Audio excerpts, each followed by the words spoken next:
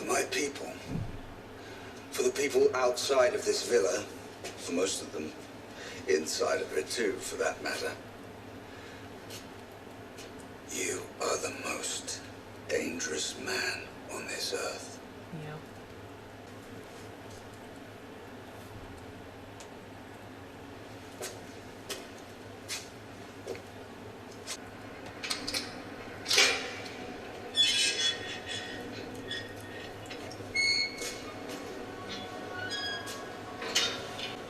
You could kill him right there. You could try.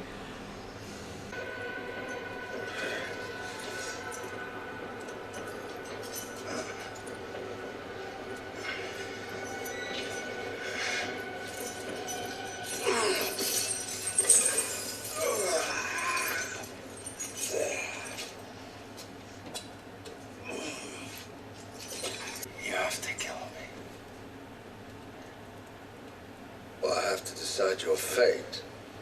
Yes. You sound like one of our gods. Well, I'm not a god. God forbid. Must we talk of death? Death has been uppermost on my mind for a long time. You Vikings are incorrigible. You emerge from the womb with only one thing on your mind. How to die. What of all the things in between? Are you talking about women? It's part of it.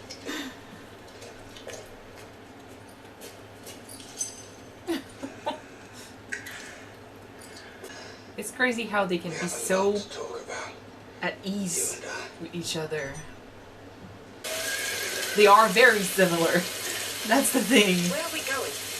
Like this? It's time for you to leave. And become a man. But I don't want to leave. You have no choice. Where shall I go? Destiny will take you. And wherever you go, you tell people that you are Magnus, the son of Ragnar and Ecbert. And people will look after you. I'm happy. I won't go. Start walking. You start walking or you're going to die. Do you understand? There's animals in the woods. There are animals in the villa. Now go. Go! He is no longer the son of Ragnar, so he is of no use to them anymore. But since he's a kid, they won't straight up kill him? That's kind of worse. He's being generous with him here. I think he's giving him a chance, but What if your god does not exist? My dear friend, what are you talking about? Your God. My gods. What if they don't exist? But if God or the gods don't exist, then nothing has meaning. Or everything has meaning. What on earth does that? They're so drunk that they're talking philosophy. What do you need? Your god. Well, if there were no gods, then anyone could do anything and nothing would matter. You could do as you liked and nothing would be real and nothing would have meaning or value. So even if the gods don't exist, it's still necessary to have them. If they don't exist, then they don't exist. We have to live with it. Ah, yes, but you don't. You don't live with it. You only think of death. he's trying to take his faith into his own hands. He's always done that. It's a ridiculous place. Athelstan was a man of God. And now he is dead. Floki killed him. So your gods killed him? No, Floki killed him out of jealousy. Because I loved Athelstan more than him.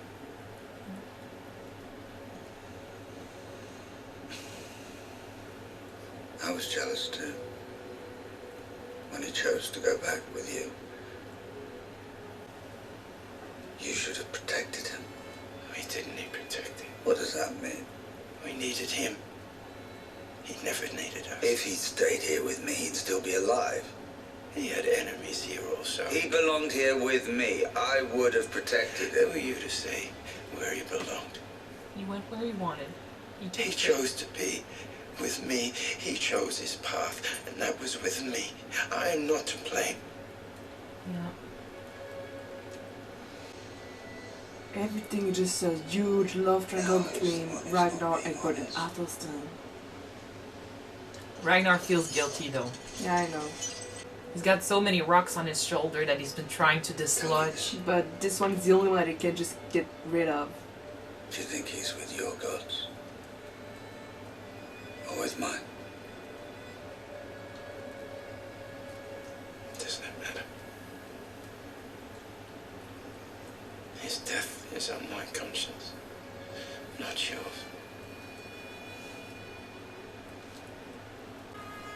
You have to come.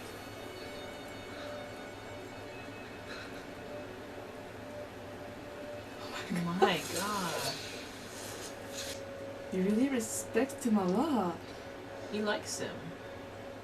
And having Ragnar ask to be killed over and over again. Jesus. Well, that's the son I wanted to see. She had The legacy. She got both sons, 2 sons. No, that's Athelstan's son. The son of his good friend. This is my son, Alfred. He is the son. I know. Without explanation. Oh, yeah. You are Athelstan's son.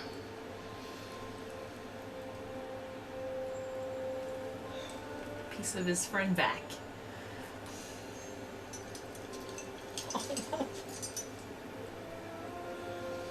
He wasn't lost in the end, not completely.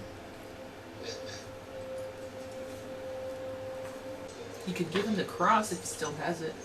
Oh. I cannot kill you. Yet you must die. This much is certain. The world demands it, but I cannot kill you. Then hand me over to King Ayla. For we both know that he would take great pleasure in killing me. Since season 1. Then you can wash your hands of me. My friend, I'd rather set you free. Let my crippled son Ivar go on. You have my word. And in return, I will tell my son Ivar to tell his brothers that you did everything you could to save me. That you and I, we are sworn friends. And that King Ayla was solely responsible for my death. Oh, he's gonna love that. That way, when my sons come back, and they will spare you. The last one standing in between him and the kingdom. Do it. Deliver me to Ayla. Jesus.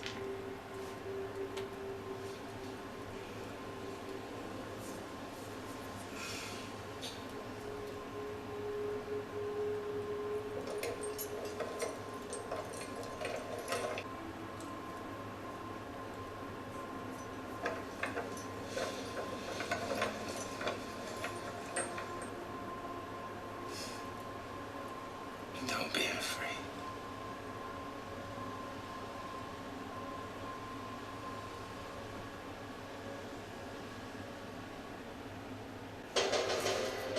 Oh my goodness. That last shot was so beautiful. I love the Oh movie my May God. too. I seriously dub is parole though. Is what? Pretty Is parole? yeah. Is His word. His promise Oh, that is gonna ask his son to spare Egbert and his kingdom.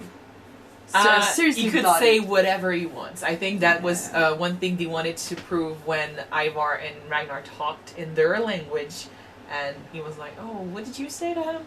Said thank you. That's, you could say anything. And with Ragnar, there's 2 things going on here. We know he wants to die.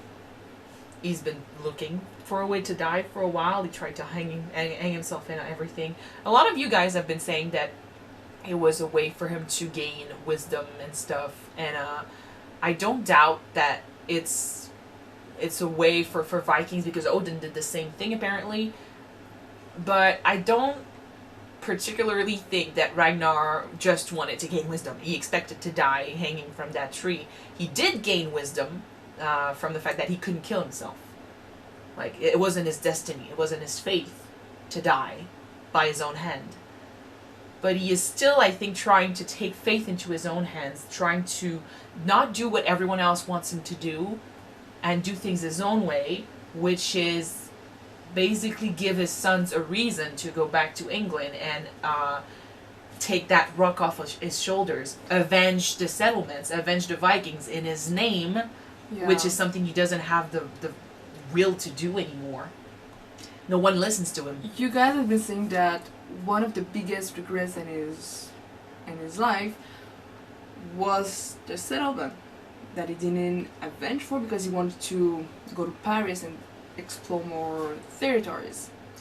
And I think that, like you said, by giving a reason for his son to avenge him, and a reason for the Vikings to get on the prowl. Yep.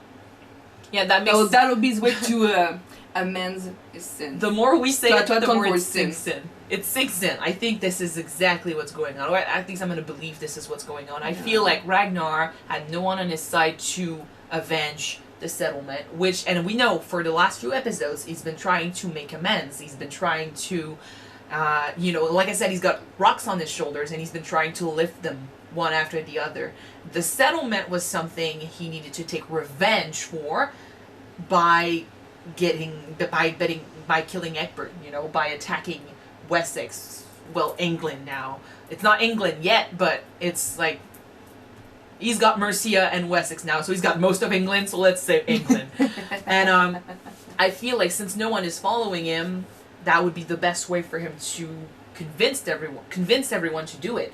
His sons are focusing on another part of land. They have moved on from England, but of course if he dies and he gets killed by Ayla apparently, and Egbert is behind this too, that would give them the motivation to attack. So maybe this is his way of making amends and finding Athelstan's son, which by the way was really, really, really sad and beautiful.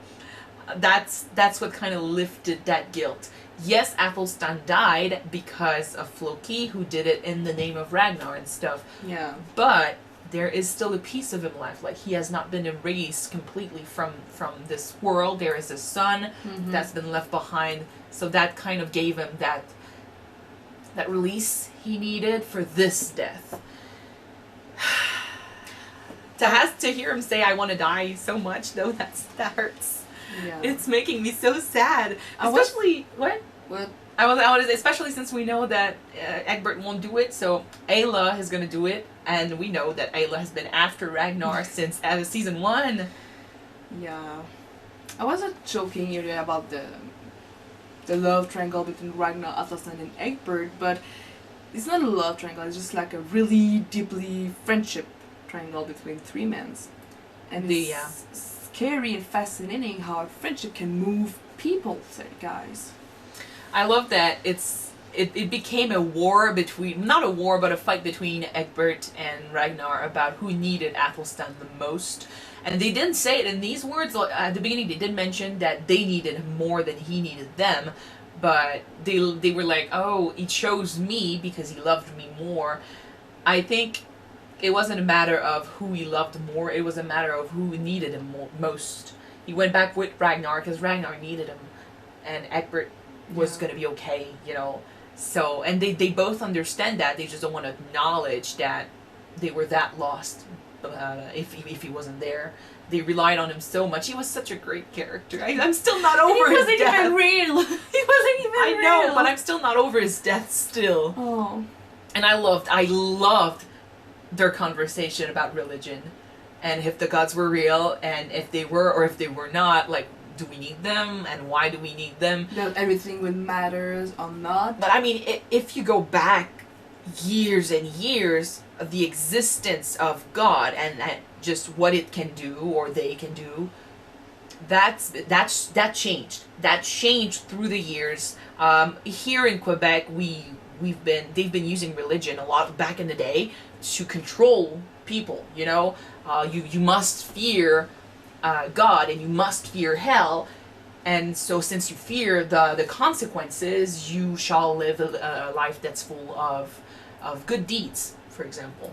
Yeah. You use, well, it's I'm not saying it's all true. I'm not saying they exist for real. Like, some people truly believe in them and it's okay. I've always thought that religion existed as a way to show people what life should be like, how you should be like to be a good person. To me, God has always been a mix of values that you should look up to.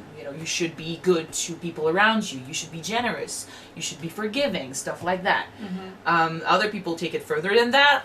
Don't judge, but I think that it's still a point that's general to all religions. Like, you look up to the gods or to your God, and you see a way to be that you should aspire to. You aspire to be a good person, Mm-hmm. and mirror the image of what your God is like, stuff like that. Yeah.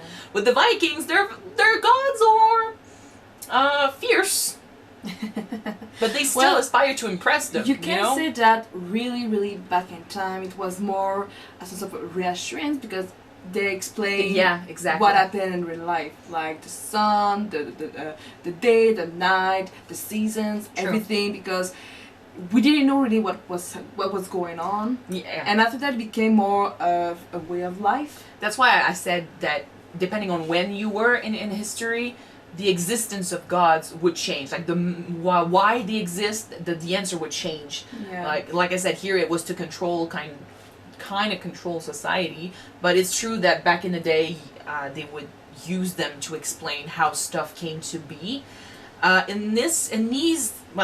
Some people are like that still, but if I look at how they interact with their gods, everything that happens because they decided it would happen.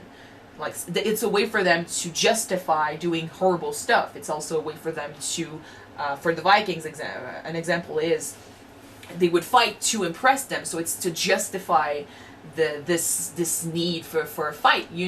I think that Ragnar, as always, he's religious, but we've seen him distance himself from the gods as the seasons went, Mm-hmm. and he's been told that everything he became was destiny. Like, the gods decided that he was gonna be like that and that he was gonna do that, and he cannot live with what he's done. So he's trying to distance himself and do things his own way, maybe because he doesn't want to be someone else's puppet anymore. I don't know. I mean, it's hard to it's so hard to discuss religion because it's not the same for everybody. It's a really touchy subject. It's a very touchy subject, and no one is judging anyone. I'm just which is why I'm like, I believe in that religion represents that. You believe what you want to believe in, and we can only discuss what Ragnar believed in, because first of all, in this show, he's a fictional character, and he did exist, but we are in no way close to what he thought, so we don't know what was in his head back in the day. So No. But I feel like it's interesting, and I love that two people from two different religions, two different countries, can talk like that. And Athelstan was a good example of that before, but Ecbert and Ragnar are so similar. I love that conversation they had. I love that they can afford to have a conversation like that. And I love that today we can look at a conversation like that. And some of us might think that, that was in the day, but it's incredible how that whole situation is accurate today.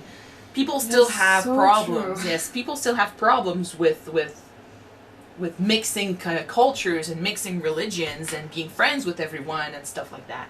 Which is also why I loved when Ecbert said that you had the right idea to mix our countries and our societies, but in the wrong time. Maybe in the future it's going to happen, but not right now. We're not ready. Maybe in the future. And that's the thing. I'm like, still today, some people have problems with this. Difficulties to just listen to what people have to say and just cohabiting with each other.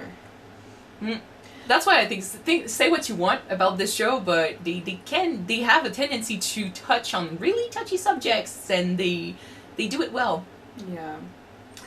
Let's talk a bit more about Lagertha and what she's yeah. done. Jesus. Like, I really can understand why she did it. Yeah, but okay. I really don't like that she threw an arrow and Aslaug's Hit her back. back. Okay, Lagertha. Some of you guys have been talking about her a lot in the comments, and I agree with what you're saying. I like reading what you're writing too about her character and why she wanted Kattegat back. Mm-hmm. Some people were saying that she always viewed Kattegat as a military village, Mm-hmm. and she hated the fact that they turned it into a Trading trading place, trading village. That could be a reason. I also believe that I hate though how she always says that it's not Ragnar's fault, he was bewitched. Maybe it's her way of coping with the idea that Ragnar left her. She clearly sees that he loves her still, and she could have had that life, but she couldn't give him what he wanted, like the sons and stuff. So maybe it's easier for her to admit that he left her because he was bewitched than to admit that he left her because she just couldn't give him what he wanted. It's a way for her to not feel the guilt or the sadness, or she doesn't feel betrayed as much if it's Aslaug's fault. Maybe that's our own way to lift up the weight on her shoulder that she was responsible for it. Yeah. Oh, she wasn't that. I mean, no, Ragnar is responsible for leaving. I mean but that Lagertha might be thinking that since she wasn't able to produce another son for Ragnar, she's responsible for him leaving. Oh yeah. So a way for her for coping with it, just to put the fault on all Aslaug's shoulders. It might be easier because she still loves Ragnar, so she forgives him, and she never really liked Aslaug, so it's easier. Do I agree? No, I think Ragnar is responsible for going with Aslaug. I don't think Aslaug bewitched him or anything. She didn't help, but they were both responsible. She surely didn't help, that's for sure. As for Lagertha being angry about this, I do understand. Do I agree that it was a good idea to attack the village? I understand it, but I'm never really for attacks like that, so I'm gonna say no. And killing Aslaug clearly was not a good idea, because even though Sigurd seems to be okay with the idea because he hated his mom, Yeah. that's to hear him say it, actually say it. It kind of hurts, because I think Aslaug did love her kids. She just never felt that close to all of them except for Ivar, because she always. I mean, if I remember what we talked about back in the day, She considered him more of a Ragnar's son. They were Ragnar's sons, and she Ivar was only hers. Exactly, and after Herbert, she felt betrayed, she felt unloved, and she felt unable to reciprocate that love that her children were giving her. So I feel like she was broken, and it's not entirely her fault. She didn't deal with the situation well. No. But the kids, the kids have a reason to be sad and angry. But so Sigurd seems to be okay with this. But Ubba, and I'm pretty sure that Witzig and Ivar are not gonna be happy. Ivar's gonna be so enraged. And even Bjorn might back. not be happy about this, because this is throwing away all the peace that's going on in the place. Like, he knows he's gonna have to. I mean, he has to stick with his mom, so I mean, he cannot really turn on her. Yeah. But and his own wife is siding with his mom. So I know. He doesn't really have a choice. But his brothers are not gonna be like. I mean, at least not right now. They're not on his side, and that's gonna lead to conflict. Which is also a reason why I think it was. Killing Aslaug was out of. It was out of selfishness, sort of. She needed to win. She needed to do this, and she needed to make sure that she was never gonna come back, or turn her sons against her. But killing her after giving her words for self-passage, and that she's gonna be alive and just be in exile technically. I'm really against that. But you could see that Aslaug, she expected it to happen, and she made it sound like Lagertha couldn't do anything about her faith, like she was gonna leave. And when she got hit and she felt it, she smiled, because, like you said, she knew what that was gonna lead to. She was so cocky when she said, "Oh, I'm gonna be alive and just wander on my home to the God's will." I think she was so cocky when she said it. I don't remember. Did she ask this year how she was gonna die? And did we hear it? No, she asked if she was gonna be queen or somebody is gonna take her place. And I think maybe the city said yes. But by doing so, everything's gonna get to shit after that. I think she was asking about if a woman was ever gonna be in charge of Kattegat, which is exactly what's happening now. It's just it's not Aslaug. Yeah. So Seer, you played me, you fooled me there, but we'll have to see what the Sons do next. I think Uba's strategy should be to lay low right now, with Astrid also, you know, basically threatening them. She loves her Lagertha a lot, but I don't think she could win a fight against the boys. Playing a mask though, like when she first introduced herself again, technically, she seemed like a naive girl, really happy naive girl. But she's hiding like it's not because something. She's basically letting them know that if they go after Lagertha, she's going to be right there to make them pay. But it's not because she's threatening them about that she can be, I mean, nice to them. She wants to be a presence around them to remind them constantly of what's going to happen if they do something bad. Yeah. But the thing is, I don't see her as a threatening presence yet. So I'm like, it's not working for me at least. Anyway. She seems like a student who wants to try to do big but has yet to do so. And it was just fascinating that how about this was so much about control and power and just to, who's gonna have more power over the other one. That was just in every single scene of this episode, it was easy to say who was in power. Like Uba running to Lagertha with his weapons and stuff, trying to attack her, and she never flinched because she knew like he was never gonna get to her. Or when Ragnar was trying to get out of the cell, he seems like a monster, like a huge beast, and Ecbert was just standing, never flinching, and just keeping calm. And even, I mean, he was threatening, like, he looked bad, but just him getting out of the cage, it was like seeing a lion or wolf in this case, like, get out. And then he fell on his knees, and he's weak right now, he's a prisoner. And like, they were just overpowering, just like being nearby and just on top of him. Or Ragnar always sitting on the floor, and Ecbert sitting on his chair. Later in the episode, Ecbert sat on the floor with him, because they're the same. Yeah. They have... I really love their relationship. I hate Ecbert as a king, let's say like that. Like I hate what he's willing to do to get his power, but I appreciate the character a lot. It's really funny that you mentioned that he started on the chair and he finished on the floor, because he started on the chair, he was standing up, he was sitting in the staircase, and he finished on the ground. He was slowly becoming at the same height of Ragnar, yeah. Little tidbits of details here and there that I appreciate a lot. Okay, we're gonna move on because this conversation is really long. Thank you guys so much for watching this episode with us. If you want to see the next one right away, it's already on Patreon. The link is in the description. So don't forget to subscribe if you want to watch it now, guys. And if not, wait for the next one to be out on YouTube. So we're gonna see soon. Soon. Yeah. Yeah. Bye.